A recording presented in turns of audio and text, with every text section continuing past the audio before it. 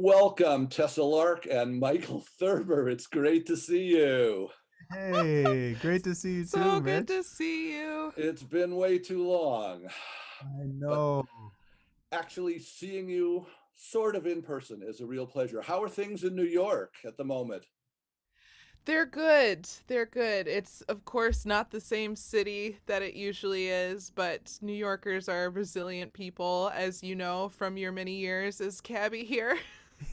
Well, that's true. Yes, that's a story I haven't told on TV before, but one of these days. Yes, I was a cab driver in Manhattan for about a year and a half while I was in grad school. That's incredible. You were in good company because I hear Philip Glass was also a cab driver before his first premiere at the Metropolitan Opera. That was just a bit before me, but not that much. Yeah, I was about 20 Nice. at that point, and yeah, it was interesting. Anyhow, okay, so yes, we and of course I grew up in New York, so I did know that. yeah, and we'll talk about where you guys grew up and all of that.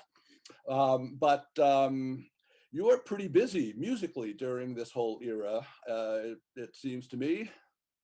We've been trying to stay as busy as possible.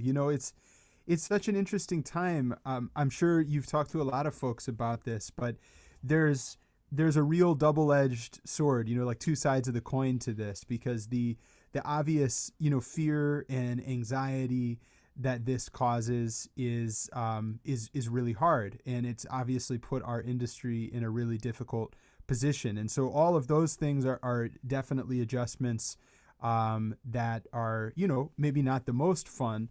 But on the other side, the time at home, especially for both of us as creative artists, not just performers, has really been incredibly illuminating. And we've learned so much about ourselves creatively, and we've gotten so much better at creating music and writing music. And we've been able to indulge in a lot of projects that we've always wanted to do. And those bucket list things where you're like, well, I'm going to do this, and you Yeah. never have time in your normal life. And so we've been staying really busy with all of those, which has been wonderful. And then also with folks like you, I mean, so many presenters are finding really creative ways to employ artists and to get artists to perform and to kind of reconceptualize the platform. And so we've been lucky enough to work with a number of presenters that, are presenting virtual concerts. So it's been great. And you're among the very lucky ones who can do ensemble stuff at home. I know a couple of other couples, violinists, cellists. Of course, violin bass is a whole different thing, but you've pioneered an entire genre of encompassing all kinds of styles and all of that. In fact, let's go there. Let's start with some music. I'd like to hear you play Wooden Soldier. Is there anything you want to tell us about Wooden Soldier? These are all, I believe everything that we're going to hear today is from your album, Invention. What do you want to tell us about Wooden Soldier? Yes, you're right. Every single piece we're playing today is definitely from that album, Invention, available for Christmas gift if you want. So Excellent. Wooden Soldier is, I think, our first original piece that we played together. And it came about because Michael actually wrote the beginning part with one of his good friends and I think the only bluegrass saxophone player to have ever existed, Eddie Barbash. And they were friends at school together and played in the Late Show band with Stephen Colbert for a little while. So they wrote this tune, Wooden Soldier, and I loved it so much. And so I insisted to Michael that we arrange it for violin and bass. And we added a traditional Irish tune called Drowsy Maggie in the middle of it to sort of change up the version of it. So this was our first journey into original music writing. And it sure fits you because of all of the bluegrass that's in this. This is terrific. All right, so let's now hear Wooden Soldier. One, two.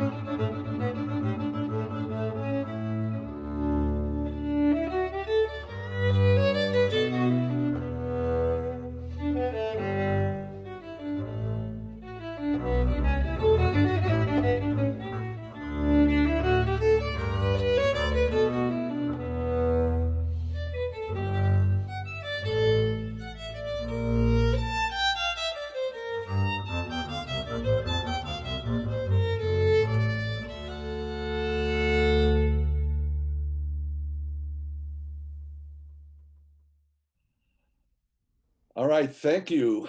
Tessa Lark and Michael Thurber, we loved Wooden Soldier. How long have you two been playing together these bass and violin duets?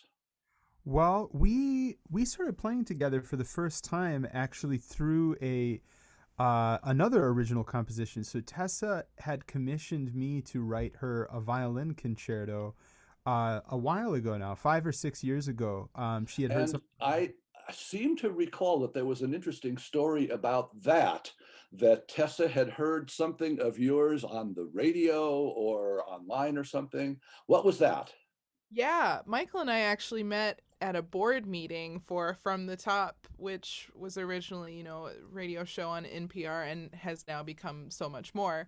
So Michael and I met on in one of those board meetings, and at around that time, Michael was having a broadcast on From the Top of another concerto of his called The Three Musketeers, which is a four-person concerto, and I heard it on the radio and I loved it so much. I was in the car on a way to a gig and I loved it so much that I had to pull over immediately and call Michael and tell him and ask him to write me a concerto. And so he said okay. So that's the story there. I just fell in love with his music immediately after hearing it on From the Top. And Yeah, that piece was appropriately titled Love Letter. yeah, yeah, it was. Well, so yeah, I got more than I bargained for because I got a commission, but I also got a life partner, a fiance, out of that situation. So that was actually how we began dating as well, as we sort of got to know each other through the writing process, and it was just wonderful. So then it was really only a matter of time until we decided to start jamming, and we had played informally within the first month or two that we met each other because Tessa's dad is a banjo player, and so Right, they right. were in New York for a trip. And this was Tessa lived in Boston at that time, so they came to New York for a trip, and we just jammed in my apartment in Brooklyn at that time. So we'd always been playing casually, but then it was in 2016, I believe, that WQXR, the radio show here, or the radio station here in New York City, asked us to come and perform live in their green room space. They were doing a Valentine's Day concert, and they wanted real musical couples to perform Mm. together. And so they said, "Do you guys have anything that you'd play?" So we thought, well, there's like no literature for the double bass and the violin. So we immediately went to Bach, and we thought, his two-part inventions sound good on any instrument, and we love that music. And so we started putting together a few of the Bach inventions, and then that led to us writing original music, and that was really got us, what got us up and running. It all started with the Bach C major, which we're gonna play for you today as well. That sounds great. And this so is the perfect illustration of the genesis and the development of this particular number, the Bach C major invention that we're about to hear, then blends into another tune called Tumble Time. Yeah, so that was maybe the third or fourth original that we wrote together, and the cool thing about that piece is that it's actually sort of loosely based off of the C major invention. It's also in C major. It's about the same length, and it's a very similar theme. You'll hear the first invention theme goes up, boo-do-do-dee-do-dee-do-dum, and ours goes dee-do-do-do-dum. So it's sort of like an inversion of the theme. So we've always been playing them together as a medley because it's sort of, in 3 minutes expresses what we're all about, sort of reimagining Bach and writing our own original inventions. So let's definitely hear that right now. Tessa Lark and Michael Thurber, C major invention of Bach, tumbling into tumble time. Yes. Yeah.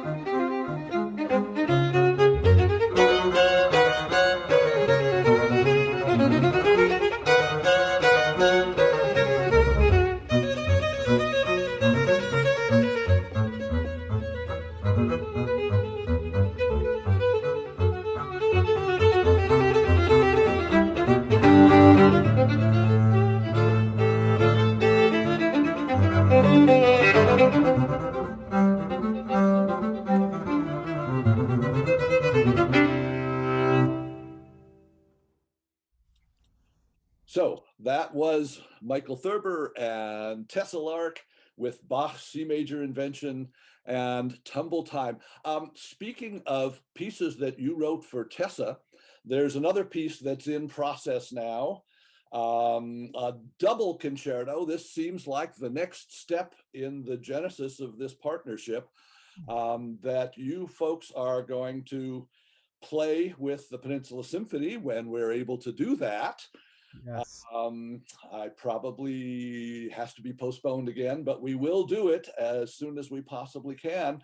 And we're looking forward to that. Tell me a little bit about how the double concerto is organized and how it's being organized in your brain. Yeah, it's a scary place in the brain. There's all sorts of weird stuff going on up there.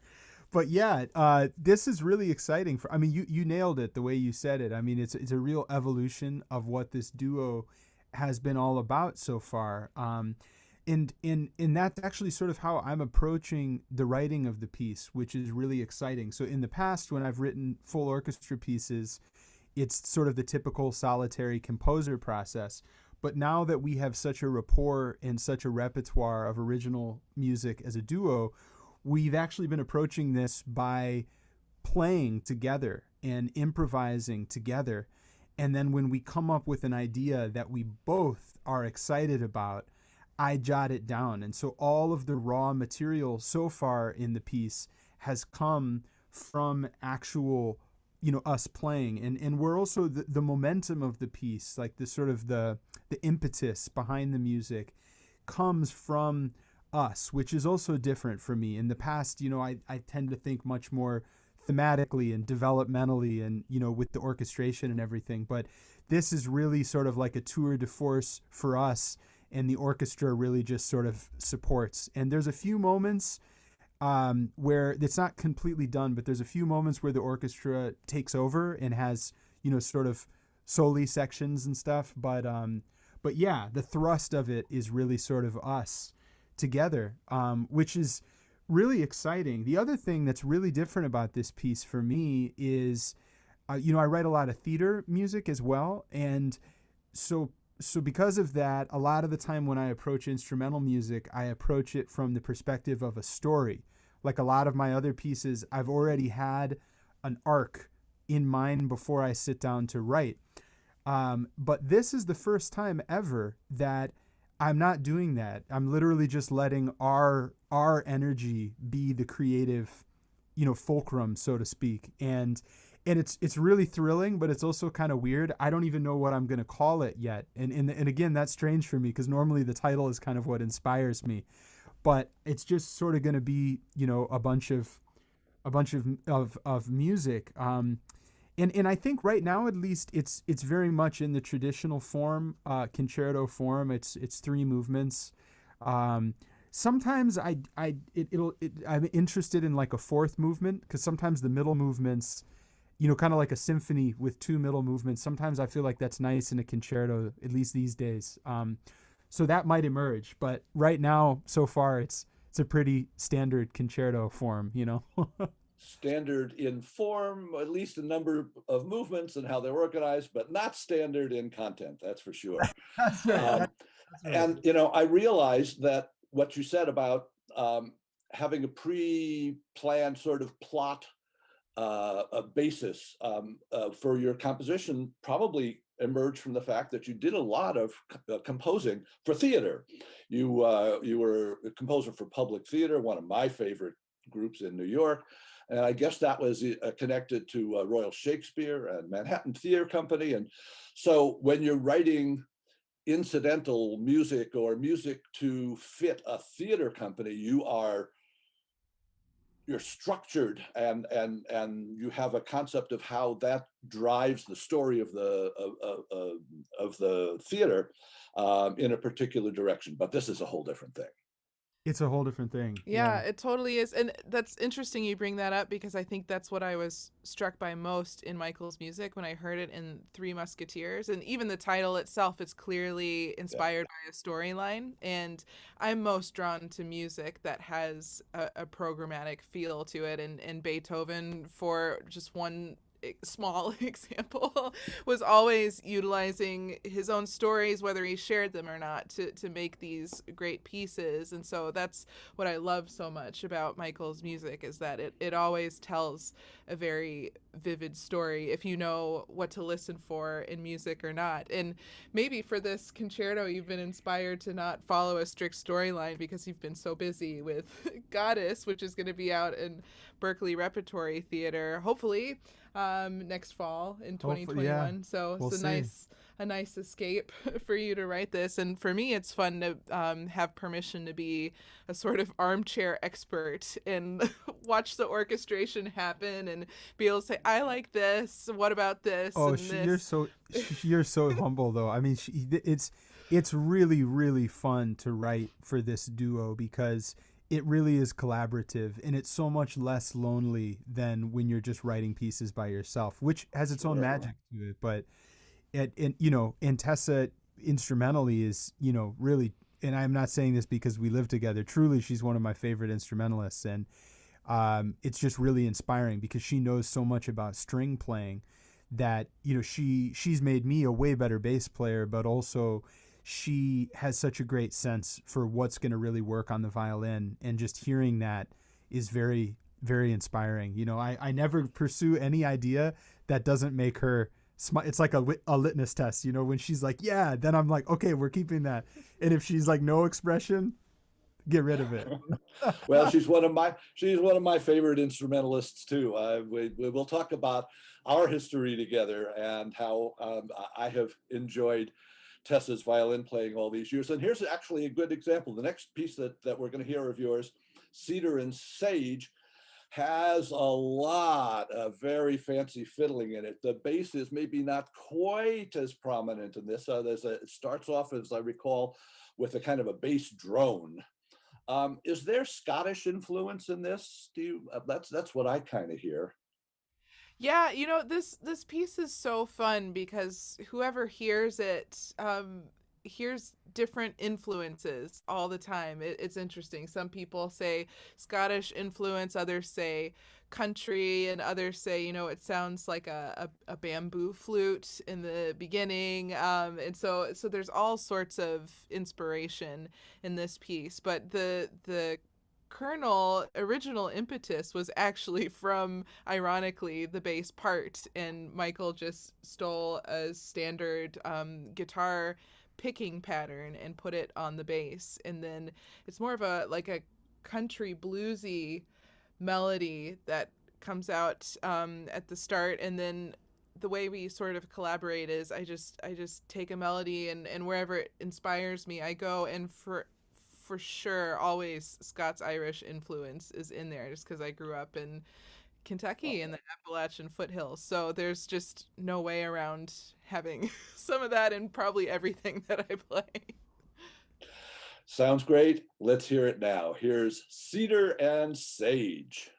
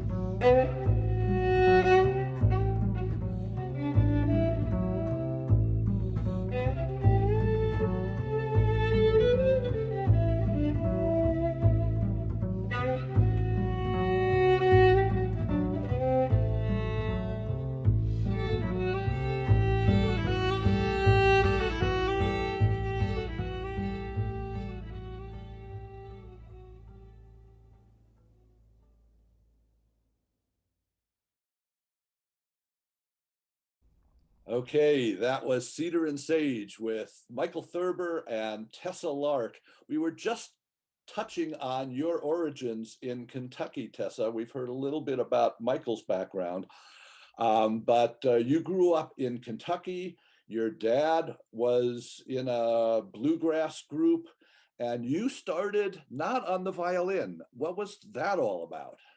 Yeah, I started on the mandolin when I was 4. And my dad, he's actually still to this day in that bluegrass band. Of course, they're not doing as much these days with quarantine and all. But I played for a little while in that band. It's called The Narrow Road. But I did play fiddle in his band. But yeah, I started on the mandolin, and I remember distinctly how much I loved that instrument. Boil 'em Cabbage Down was the first tune I ever learned, and I remember playing that for my kindergarten class when I was 6 years old or so. And recess happened right after our show and tell when I showed everyone my mandolin and played. And I remember for recess, I preferred, instead of playing with all the kids, literally facing a corner and practicing my mandolin. And the teacher came up and said, "Are you okay? You want to play with your friends in the sandbox?" I said, "No, thanks. I'm happy practicing." So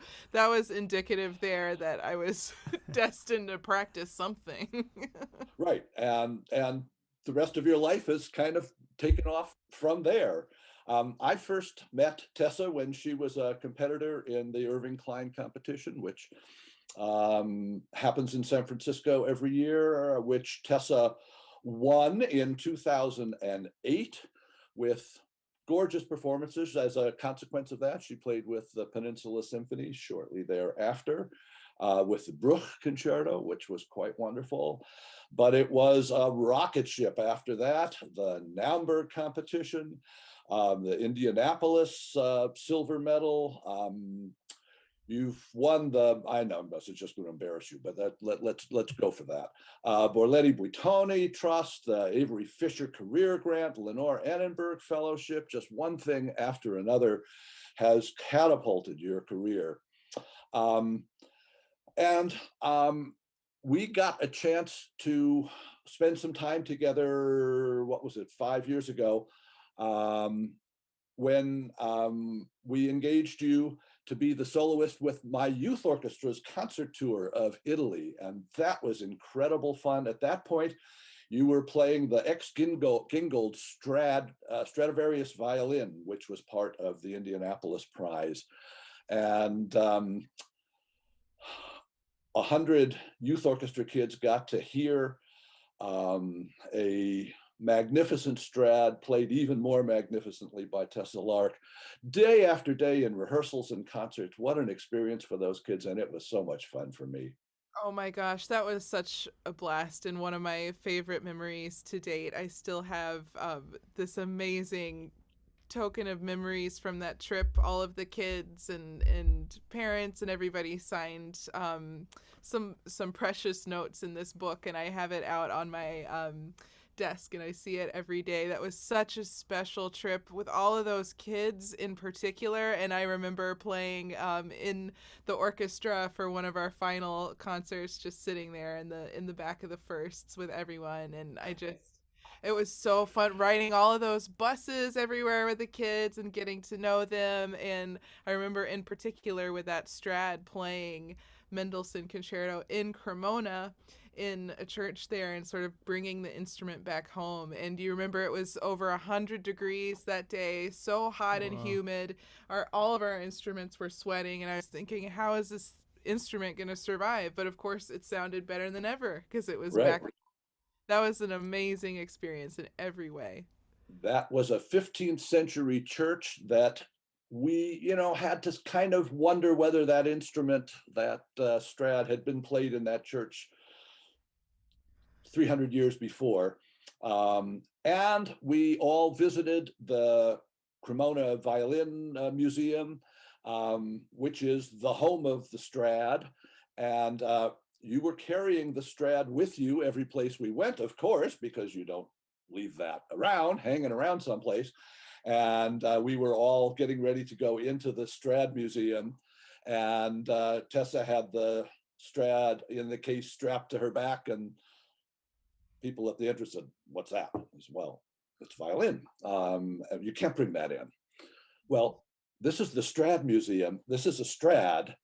why can't I bring a Strad into the Strad Museum to visit its relatives? Anyhow, they wouldn't let you do that. So we all took turns babysitting the Strad while each of us went through the museum. But you cannot bring a Strad to the Strad Museum. We learned that. Yes, note to self. Don't do Right. that. Exactly. All right. Well, the next tune that we're going to hear from you guys is called Weathervane. What can you tell us about this tune?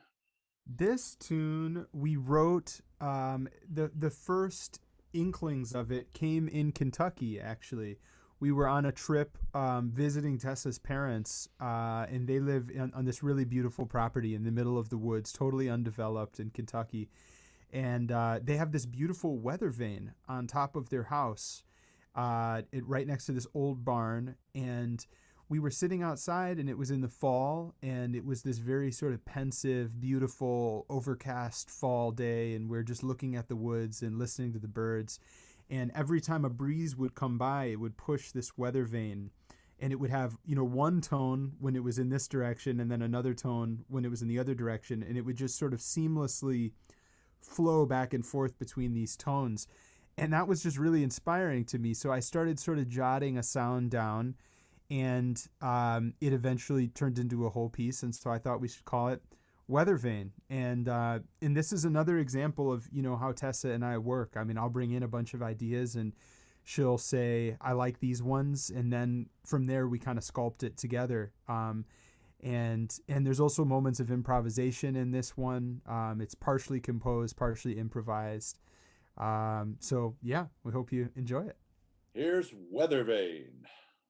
1, 2, 3.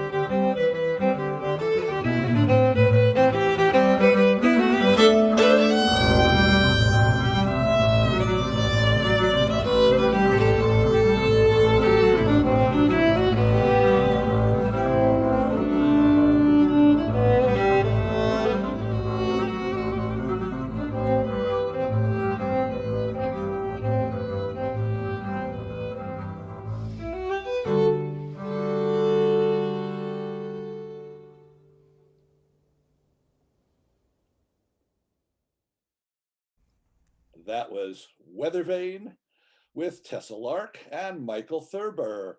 One of the joys of having had Tessa win the Klein competition in San Francisco is that we have had a chance to bring Tessa back many times, and she's come back other times for other events in San Francisco. And the one consistent thread of that is Tom and Nancy. We'll tell you a little bit more about Tom and Nancy, but they're the focus of the next tune that we're going to hear. What would you like to tell us about Tom and Nancy? You take this one. Yeah, well, yeah, we have to talk a little bit about Tom and Nancy to describe this tune, which is, as you said, called Tom and Nancy'd.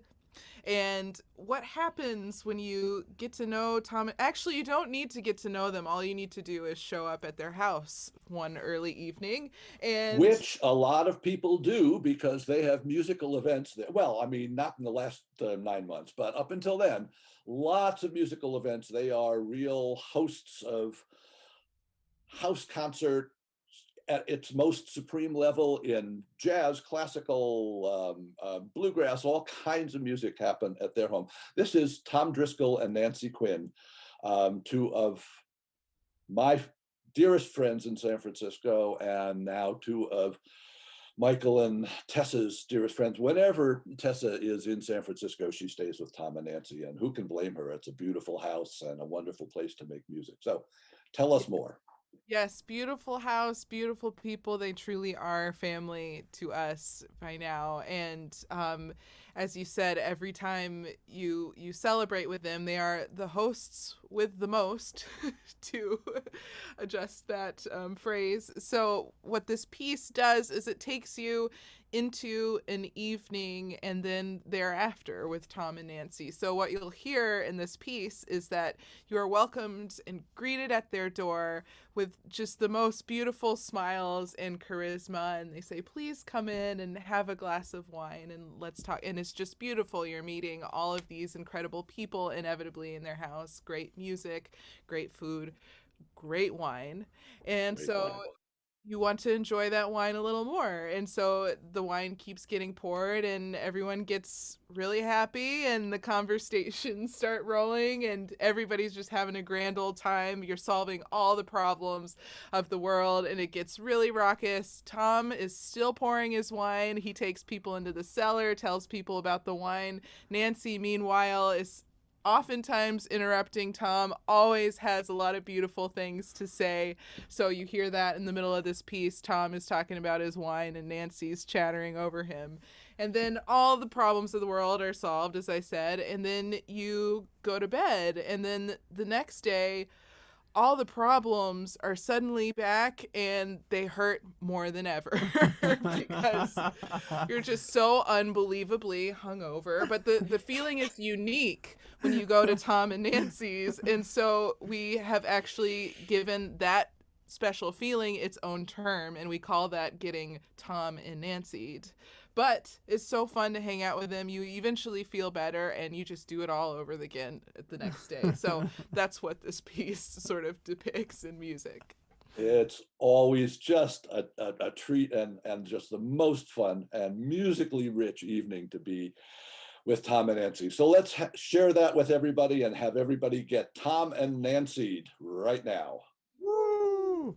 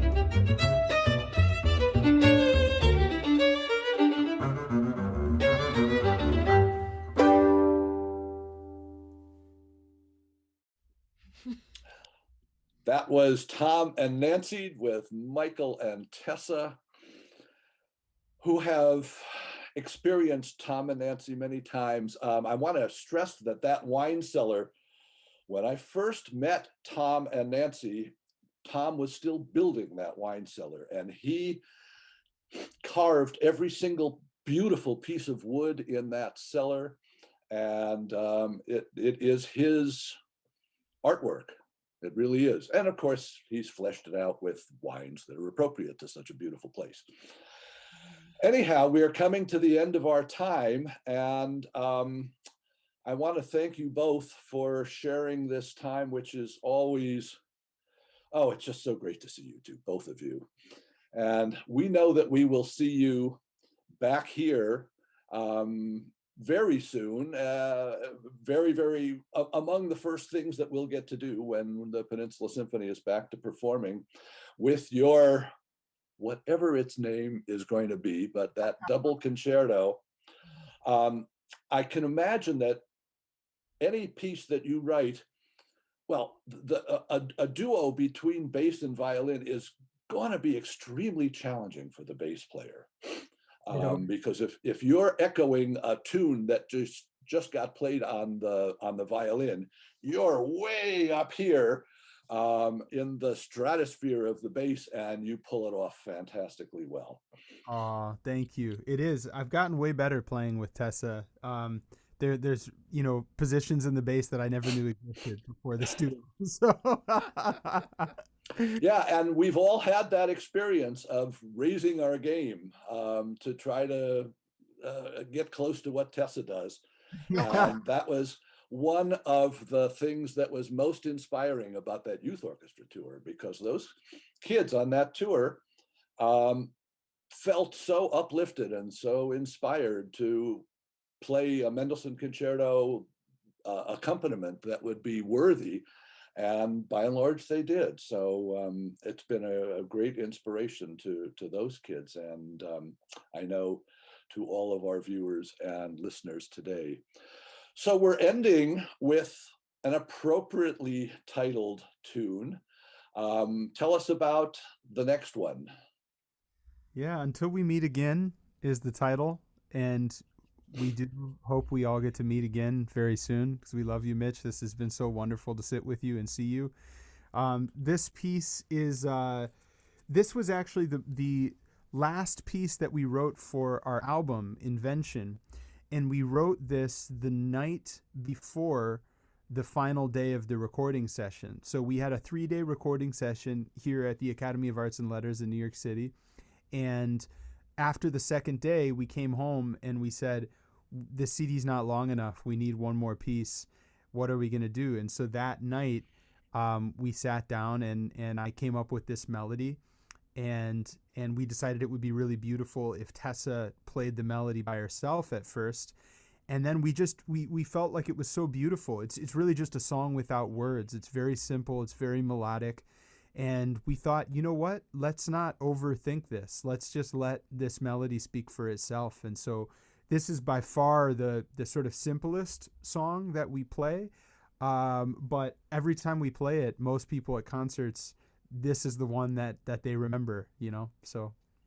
Yeah, it's a bluegrass ballad. It makes me think of another one that just haunts your earworm, Shenandoah. Mhm. One of maybe the greatest American tune, Yep. just emerges from the American folk tradition. And this ballad is equally catchy and gorgeous and touching. So we will end today's program with Until We Meet Again. But before we do, I want to thank you both. Tessa Lark, who has been a continuing part of our musical lives for 12, 13 years now.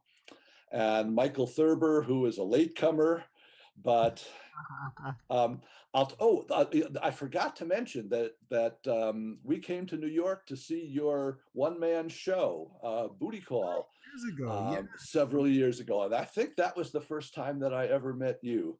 And that was terrific. And that really exemplified your melding of theater and music and acting and singing and the many talents that you have. So Oh, thank you, Tessa Lark. Thank you, Michael Thurber. It is such a treat to see you both and to hear you play as thrillingly and as fun and as gorgeously as you do. So we will end today's program with "Until We Meet Again," and with that thought in our minds, until we meet again. bye-bye. Bye.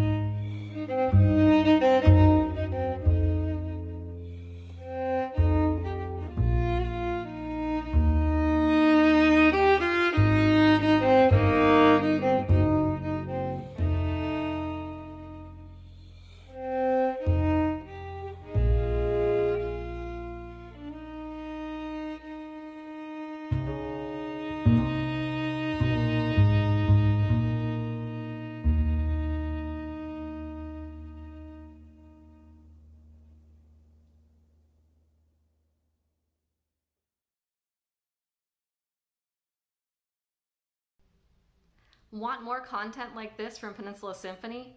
Be sure to subscribe to our YouTube channel by clicking the red subscribe button below and tap the alarm bell icon to get notified whenever a new video is uploaded.